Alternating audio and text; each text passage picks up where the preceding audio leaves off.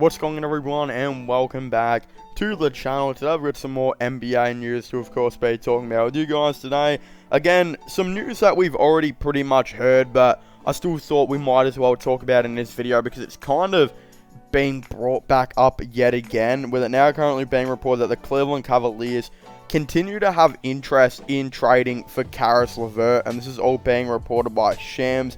Again, the interest is extremely high at the moment, and I honestly believe that back then I thought maybe trading for LeVert would not exactly be the greatest decision, but now that I'm watching the Cavs are playing really good basketball, but it does still seem like they desperately need another shot creator, or maybe a dude off the bench that can come up and put up some shots and, you know, just help out. Not just that, I believe LeVert is an above average defender, which makes a lot of sense considering the Cleveland Cavaliers are extremely a big defensive minded team. You bring in another shot creator and a dude that can also help out really well on the defensive end, and you're probably not going to be complaining.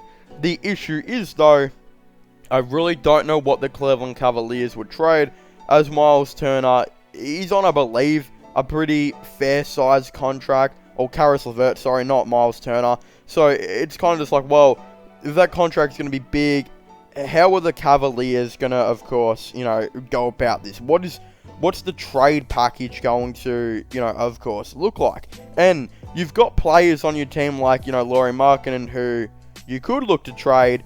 But again, Markkanen's been pretty big on the Cavaliers team this year, where it's kind of like, well, do you want to trade Lauri Markkanen? Does it make really any sense at all? So again, I believe I think LeVert is actually on around 17 million, which is actually, it's not the worst contract, but I'm not too sure if LeVert is necessarily worth that anymore, because look, he can be a nice shot creator and a nice defender, but he does have to take up a lot of shots, and he has been on the Indiana Pacers now, who have solid players like Sabonis, Brogdon, Duarte, Turner, and Holiday, and they're just not really winning any games. You know, even like Jeremy Lamb, Torrey Craig are on the team, and they're still solid role players.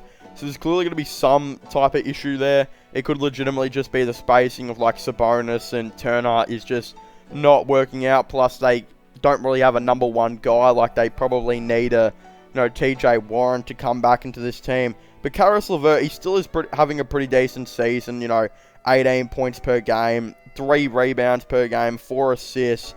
He's, you know, I guess 2-point efficiency's alright on 49%. His field goal is not exactly that great on 43%, but that's also just based on the fact that he's averaging 31% from 3, which is just not exactly great at all. And the Cleveland Cavaliers are a team that absolutely loves to space the floor, so I'm not sure how he would go, you know, with that as well. Like, he's not exactly a floor spacer.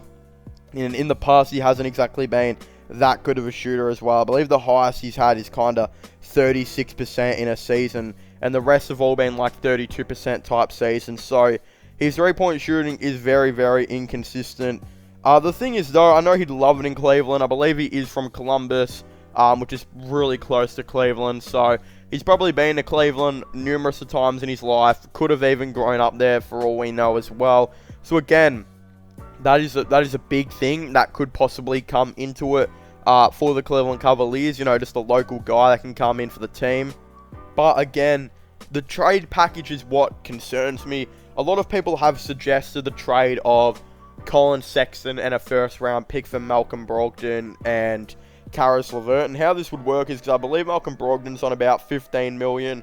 You know, LeVert's on 17 million, so that's about 32 million you got to match up. And then, of course, Colin Sexton was rumored to be getting extended to around 25 million is what the Cavs wanted to extend him on. But there was a rumor that Sexton wanted up to 30 to 35 million, which is just not going to happen, in my opinion, especially after we saw how, like, Sexton had such a bad year when he couldn't, like, dominate the ball like he usually does, and he had to actually work in a system that didn't involve him just throwing up shots and holding the ball.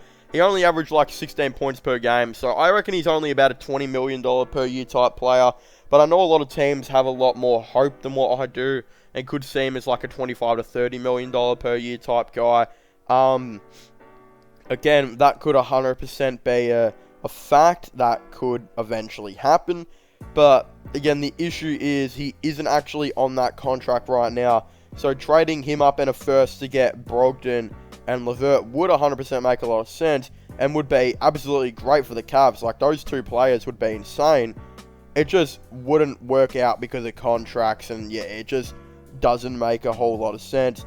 But the other thing that I'd like to suggest is Malcolm Brogdon. I feel like the Cavaliers should be targeting more than LeVert. I actually feel like Brogdon fits in a lot with this Cleveland Cavaliers team, like especially since Rubio went down with that injury. They could definitely use another playmaker. You know, Rondo's trying, but he is still a little bit old, and I don't know how much more time he's got left in the NBA. They could use another dude like, you know, Malcolm Brogdon, who comes in, play makes a lot, but also an extremely incredible three-point shooter, and hasn't been as consistent on D recently, I believe, but has been known to be a pretty good defender in the past. Plus, he can be a shot creator. Like, he averages 19 points per game, 6 assists, etc. And yeah, his three-point percentage hasn't been great this season on 31% from 3, but in previous seasons it was like 39%, you know, 42%. I think he'll 100% get back up to that if he was to play on a good team, and he would have to be, you know, less reliant on himself, because the Pacers do use him as like their #1 shot creator now. I think that because he wouldn't have to be like the #1 guy anymore, and on the Cavs he could be like the #2 behind Darius Garland, I think that would make a whole lot of sense. And I think his three-point percentage will go up a lot more. He'd probably still average the same amount of points and get those assists up. Would probably, you know, I think when Garland goes to the bench, he would then be the point guard.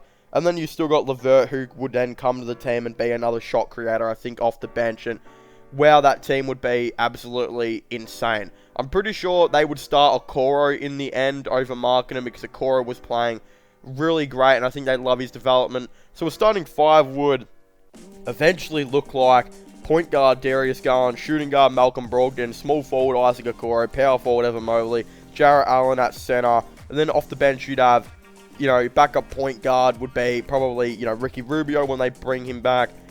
Caris LeVert would be your backup shooting guard. Jetty Osman, backup small forward. Backup power forward would be Larry Markkanen, and backup center would be Kevin Love. That would 100% be one of the best teams in the league. It would 100% dominate, I think, a lot, and would be a top 4 seed, and it would just be really, really good. But yeah, the trade, I don't know if it's going to happen. If we're just talking about Caris LeVert, I don't think the Cavaliers are going to be able to get this deal done. I have a feeling like it's just going to be too hard to make it happen. Like, there's no way they like match up contracts at this point. I think they'll need to go into free agency and maybe try and like do these mid-level exceptions and see if they can get a player in for like 9 million or something like that. Ricky Rubio will get extended for about probably 15 million a season or 10 million a season. I don't know. But yeah, it's going to be really, really difficult to see how a Caris LeVert trade kind of happens for the Cavaliers. But of course, if you haven't already, please make sure to leave a like and subscribe to the channel. Comment in the comment section down below. What are your thoughts and opinions on this? Do you guys think the Cleveland Cavaliers should, of course, go out and get Caris LeVert? Do you guys think they shouldn't?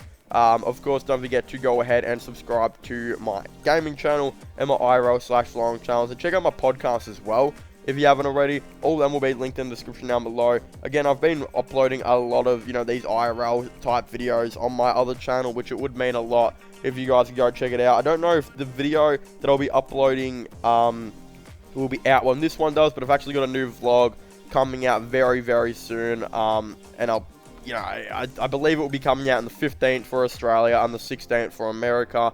So yeah, it's going to be really, really interesting. I'm really excited to share with you guys. Go and check out my IRL/long channel. Subscribe, and yeah, so you won't miss the vlog, or if it's out, go and check it out. But yeah, I just don't know when this video is coming out. But as I was saying, please make sure to leave a like, subscribe, and comment, and I'll see you guys next time. Goodbye. Through the wastelands, through the highways, and